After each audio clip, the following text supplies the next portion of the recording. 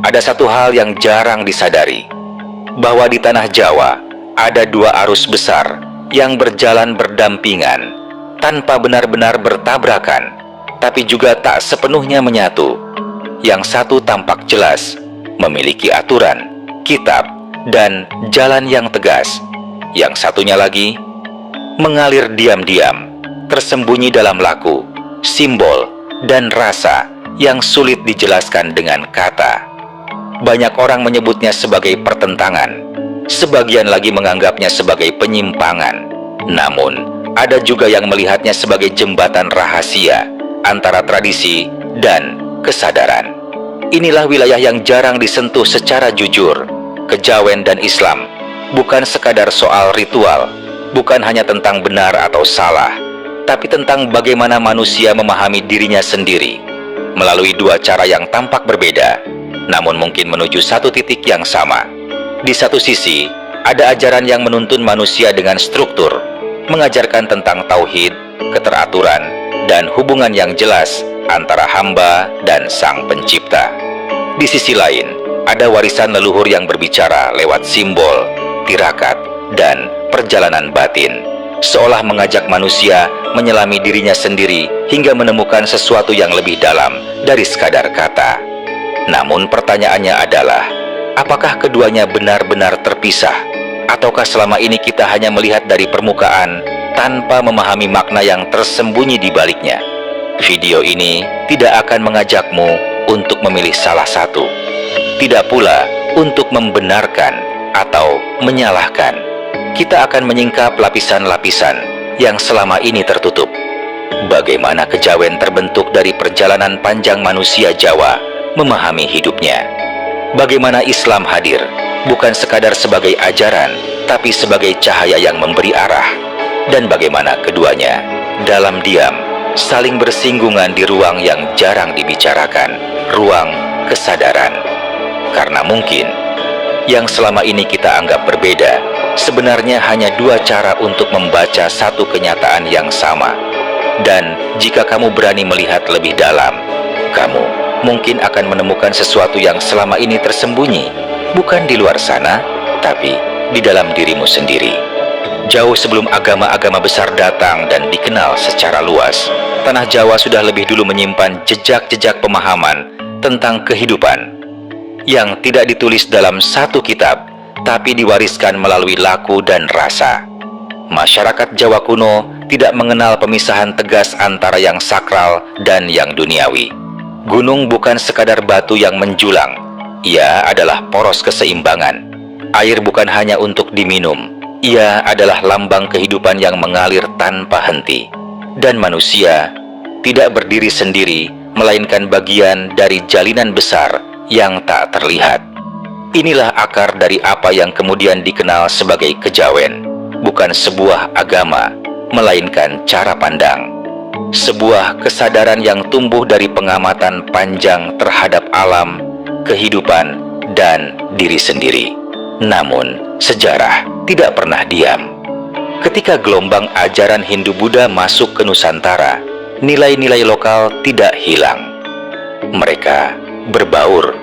Konsep tentang kosmos, keseimbangan, dan perjalanan jiwa semakin diperkaya.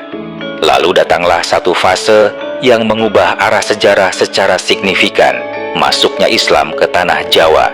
Namun yang menarik, Islam tidak datang dengan cara yang memutus. Ia hadir melalui pendekatan yang halus, menyentuh, dan penuh kebijaksanaan. Para wali yang sering disebut dalam cerita rakyat dan sejarah lisan tidak hanya menyampaikan ajaran secara lahiriah. Mereka memahami satu hal penting, bahwa manusia tidak bisa dipaksa meninggalkan makna yang telah ia pegang selama bertahun-tahun. Maka yang terjadi bukanlah benturan, melainkan pertemuan. Nilai-nilai tauhid mulai diperkenalkan, tentang keesaan Tuhan, tentang hubungan langsung antara manusia dan Sang Pencipta. Namun di saat yang sama, bahasa yang digunakan tetaplah bahasa yang dipahami oleh masyarakat, simbol, budaya, dan pendekatan batin. Disinilah muncul lapisan yang sering disalahpahami. Sebagian melihat kejawen sebagai sesuatu yang bertentangan. Sebagian lagi menganggapnya sebagai bentuk sinkretisme tanpa arah. Namun, jika dilihat lebih dalam, ada upaya untuk menjembatani dua dunia, antara syariat yang jelas dan rasa yang dalam. Secara filosofis, ini menyentuh satu pertanyaan besar. Apakah kebenaran harus selalu disampaikan dalam satu bentuk yang kaku? Ataukah ia bisa hadir dalam berbagai lapisan, tergantung kesiapan manusia untuk memahaminya? Ada pengetahuan yang bersifat lahir, terlihat, terukur, dan bisa diajarkan secara langsung. Namun, ada juga pengetahuan yang bersifat batin, yang hanya bisa dipahami melalui pengalaman. Dan seringkali, konflik muncul bukan karena kebenarannya berbeda, melainkan karena cara memahaminya tidak sama. Seiring waktu, perubahan sosial dan perkembangan pemikiran membuat jarak antara keduanya terasa semakin jauh. Apa yang dulu berjalan berdampingan, kini sering diposisikan saling berlawanan. Padahal bisa jadi, yang hilang bukanlah ajarannya, melainkan cara kita membaca makna di baliknya. Untuk memahami hubungan antara kejawen dan Islam, kita harus keluar sejenak dari cara berpikir yang hanya melihat bentuk luar, karena yang tampak seringkali bukan inti. Bayangkan dua orang berjalan menuju satu gunung. Yang satu mengikuti jalur resmi, terarah, jelas, penuh penunjuk jalan. Yang satu lagi memilih jalur sunyi, melewati hutan, sungai, dan kabut, mengandalkan insting dan kepekaan. Dari kejauhan, keduanya tampak berbeda. Cara mereka berjalan tidak sama. Bahasa yang mereka gunakan pun berbeda. Namun, jika mereka terus melangkah tanpa berhenti, mereka akan tiba di puncak yang sama. Inilah gambaran sederhana untuk memahami dua pendekatan ini. Dalam Islam, jalan itu disebut dengan keteraturan. Ada batas, ada arah, ada tuntunan yang jelas. Manusia diajak untuk menyadari bahwa dirinya adalah hamba, dan ada garis yang tidak boleh dilampaui. Disinilah kekuatan utama, kejelasan, ketegasan, dan perlindungan dari kesesatan yang samar. Sementara dalam kejawen, pendekatannya lebih sunyi, lebih personal. Ia tidak selalu berbicara dalam bentuk aturan, tapi dalam bentuk laku. Tirakat, tapa, menahan diri, mengolah rasa. Semua itu bukan sekadar praktik, tapi cara untuk membersihkan lapisan-lapisan dalam diri. Namun, disinilah banyak orang mulai keliru. Karena ketika laku batin tidak dibimbing oleh arah yang jelas, ia bisa berubah menjadi perjalanan tanpa kompas. Dan ketika aturan dijalankan tanpa pemahaman batin, ia bisa menjadi kosong, sekadar gerakan tanpa makna. Maka sebenarnya, persoalannya bukan pada mana yang benar atau salah, tapi pada bagaimana keduanya dipahami. Dalam kejawen, ada satu tujuan yang sering disebut dengan berbagai istilah. Manunggaling rasa, nyawiji, atau menyatu dengan sumber kehidupan. Jika dipahami secara dangkal, ini bisa terdengar seolah manusia ingin menjadi sesuatu yang bukan dirinya. Namun, jika ditelusuri lebih dalam, ini bukan tentang menjadi Tuhan, melainkan tentang menyadari bahwa segala sesuatu bergantung padanya. Bahwa ego yang selama ini merasa paling tahu, paling benar, paling berkuasa, sebenarnya hanyalah lapisan tipis yang menutupi kesadaran sejati. Di titik ini, ada irisan yang halus, karena dalam ajaran yang menuntun manusia menuju tauhid, inti dari perjalanan juga adalah melepas keakuan, menyadari bahwa tidak ada daya dan kekuatan selain dari Yang Maha Mengatur. Namun, bedanya, yang satu menjaganya dalam batas yang tegas, yang satu lagi mengalaminya dalam bahasa rasa. Dan disinilah muncul pertanyaan yang jarang dijawab dengan jujur. Apakah manusia lebih mudah tersesat karena terlalu bebas, atau karena terlalu yakin bahwa ia sudah benar? Keduanya memiliki potensi yang sama, karena tanpa kesadaran, jalan apapun bisa membawa seseorang menjauh, bukan mendekat. Dan mungkin yang selama ini kita perdebatkan hanyalah permukaan, sementara inti sebenarnya tersembunyi lebih dalam. menunggu untuk dipahami, bukan dihakimi. Namun perjalanan ini tidak berhenti di pemahaman dasar, karena semakin dalam seseorang masuk, semakin tipis batas antara yang tampak benar dan yang sebenarnya menyesatkan. Disinilah kejawen sering disalahartikan, dan pada saat yang sama juga sering disalahgunakan. Ada yang menganggap semua laku batin pasti membawa kedekatan, padahal tidak semua yang terasa dalam itu benar-benar mengarah pada kebenaran. Ada praktik yang menenangkan pikiran, tapi diam-diam menguatkan ego. Ada pengalaman yang terasa tinggi, tapi justru menjauhkan dari kesadaran bahwa manusia tetaplah terbatas. Ini adalah paradoks yang jarang dibahas, karena dalam perjalanan batin, seseorang bisa saja merasa sudah sampai, padahal ia baru saja tersesat di lapisan yang lebih halus. Dalam beberapa ajaran kejawen, dikenal konsep tentang rasa sejati, sebuah kondisi di mana seseorang tidak lagi dikendalikan oleh keinginan kasar, melainkan oleh kesadaran yang lebih halus. Namun pertanyaannya, bagaimana memastikan bahwa rasa itu benar dan bukan sekadar bisikan dari diri yang belum selesai? Disinilah pentingnya arah. Tanpa arah yang jelas, rasa bisa menjadi sangat subjektif. Apa yang dianggap sebagai petunjuk bisa jadi hanyalah keinginan yang disamarkan. Dan di titik ini, ajaran yang menekankan keesaan Tuhan memberikan garis pembatas yang sangat penting, bahwa seberapa dalam pun seseorang menyelam ke dalam dirinya, ia tidak pernah menjadi pusat dari segalanya. Ia tetap hamba, ia tetap terbatas, dan ada yang maha tinggi yang tidak bisa disamakan dengan apapun. Namun, di sisi lain, banyak juga yang memahami ajaran secara kaku, tanpa menyentuh makna di dalamnya. Mereka menjaga bentuk, tapi kehilangan ruh, menjalankan aturan, tapi tidak merasakan kehadiran. Akibatnya, muncul penilaian yang tergesa-gesa. Segala sesuatu yang berbau rasa dianggap menyimpang. Segala yang tidak sesuai bentuk dianggap salah. Padahal, tidak semua yang tidak dipahami itu keliru. Ada lapisan-lapisan dalam ajaran yang memang tidak bisa dijangkau hanya dengan logika. Ada pengalaman yang tidak bisa dijelaskan, tapi bisa dirasakan. Masalahnya adalah, tidak semua orang siap berada di wilayah itu. Karena semakin dalam seseorang masuk ke wilayah batin, semakin besar pula godaan untuk merasa lebih tahu. Inilah jebakan yang paling halus. Merasa sudah sampai, merasa sudah mengerti, merasa memiliki akses pada sesuatu yang tidak dimiliki orang lain, dan tanpa disadari, itu justru menjauhkan. Maka disinilah keseimbangan menjadi kunci. Bukan memilih antara tradisi atau ajaran, bukan pula mencampur tanpa batas, tapi memahami posisi masing-masing, bahwa ada hal yang memang harus dijaga dalam bentuknya, agar manusia tidak kehilangan arah. Dan ada hal yang memang harus dirasakan dalam kedalamannya, agar manusia tidak kehilangan makna.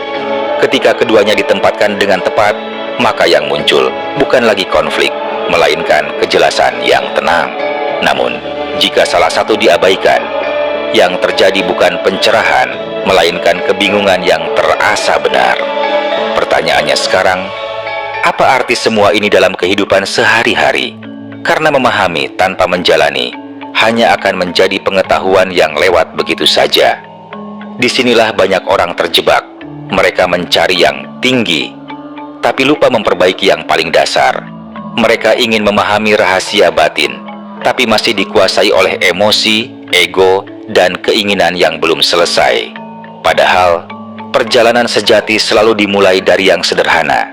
Dalam laku kehidupan, ada satu prinsip yang sering diabaikan: kejernihan sebelum kedalaman. Sebelum seseorang menyelami hal-hal yang halus, ia harus membersihkan yang kasar dalam dirinya. Cara berbicara, cara berpikir, cara memperlakukan orang lain, itu semua bukan hal kecil. Karena disitulah cermin sebenarnya. Dalam pendekatan yang terah, manusia diajak untuk menjaga batas, menyadari mana yang boleh dan mana yang tidak, mana yang benar dan mana yang harus ditinggalkan. Ini bukan sekadar aturan, tapi perlindungan. Sementara dalam pendekatan batin, manusia diajak untuk jujur pada dirinya sendiri, mengamati niat, mengenali dorongan tersembunyi, dan tidak menipu rasa. Ini bukan sekadar perasaan, tapi latihan kesadaran. Ketika dua hal ini berjalan bersamaan, maka yang terjadi bukan konflik, melainkan penguatan. Kamu tidak hanya tahu apa yang harus dilakukan, tapi juga mengerti kenapa kamu melakukannya. Namun, ada beberapa hal yang perlu diwaspadai dalam perjalanan ini. Pertama, keinginan untuk terlihat lebih dalam dari orang lain. Ini sering muncul tanpa disadari. Berbicara tentang hal-hal batin, menggunakan istilah-istilah tinggi, merasa berbeda, padahal di dalamnya masih penuh kegelisahan. Kedua, kecenderungan untuk menolak sesuatu hanya karena tidak sesuai dengan pemahaman pribadi, baik itu terlalu kaku atau terlalu bebas, padahal setiap jalan punya fungsinya masing-masing. Ketiga, mencari pengalaman, bukan kebenaran, mengejar rasa tenang, hening, atau menyatu, tanpa memastikan arah dari semua itu. Ini berbahaya, karena tidak semua ketenangan berasal dari tempat yang benar, dan tidak semua keheningan membawa pada kesadaran. Maka, bagaimana cara menjalankannya? Mulailah dari hal yang nyata. Jaga ucapanmu, karena dari situlah terlihat isi pikiranmu. Perbaiki niatmu, karena dari situlah arah hidupmu ditentukan. Latih kesadaranmu, bukan dengan melarikan diri dari dunia, tapi dengan hadir sepenuhnya di dalamnya. Dan yang paling penting, jangan merasa sudah sampai. Karena semakin seseorang merasa sudah mengerti, semakin besar kemungkinan ia berhenti belajar. Dalam perjalanan ini, kerendahan hati bukan sekadar sikap, tapi kunci agar tidak tersesat. Dan mungkin yang sebenarnya dibutuhkan bukan jalan yang baru, tapi cara berjalan yang lebih sadar. Pada akhirnya, yang kita bicarakan bukan sekadar kejawen atau Islam sebagai dua hal yang berdiri sendiri, tapi tentang bagaimana manusia mencari makna di antara bentuk dan rasa, di antara aturan dan pengalaman, di antara yang terlihat dan yang tersembunyi. Kejawen mengajarkan untuk menyelam ke dalam diri, membaca tanda-tanda halus yang sering diabaikan. Sementara ajaran yang menuntun pada keesaan Tuhan menjadi penunjuk arah agar penyelaman itu tidak kehilangan tujuan. Satu mengajak untuk merasakan, satu menjaga agar tidak tersesat. Dan jika keduanya dipahami dengan jernih, maka yang muncul bukan pertentangan, melainkan kesadaran yang utuh. Namun, realitasnya, tidak semua orang siap melihat ini. Sebagian akan tetap memilih satu sisi dan menolak yang lain tanpa mencoba memahami. Sebagian lagi akan mencampur tanpa batas, hingga kehilangan arah yang seharusnya dijaga. Padahal, kebenaran tidak selalu hadir dalam bentuk yang mudah dikenali. Kadang ia tersembunyi di balik hal yang sederhana. Kadang ia hadir dalam bentuk yang tidak sesuai dengan ekspektasi. Dan lebih sering, ia hanya bisa ditemukan oleh mereka yang mau jujur pada dirinya sendiri. Perjalanan ini bukan tentang menjadi paling tahu, bukan tentang terlihat paling dalam, dan bukan pula tentang mengikuti sesuatu secara buta. Ini adalah perjalanan untuk menyadari siapa diri kita sebenarnya di hadapan sesuatu yang jauh lebih besar dari diri kita. Maka sebelum kamu menilai, sebelum kamu menolak, atau bahkan sebelum kamu menerima sepenuhnya, cobalah bertanya dengan jujur, apakah selama ini aku benar-benar mencari kebenaran atau hanya mencari pembenaran? Karena disitulah semuanya dimulai.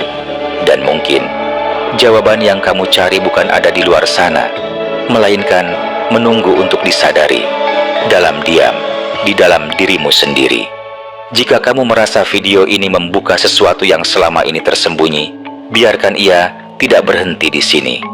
Renungkan, rasakan, dan lihat bagaimana pemahamanmu berubah. Bukan karena dipaksa, tapi karena kamu mulai melihat dengan cara yang berbeda.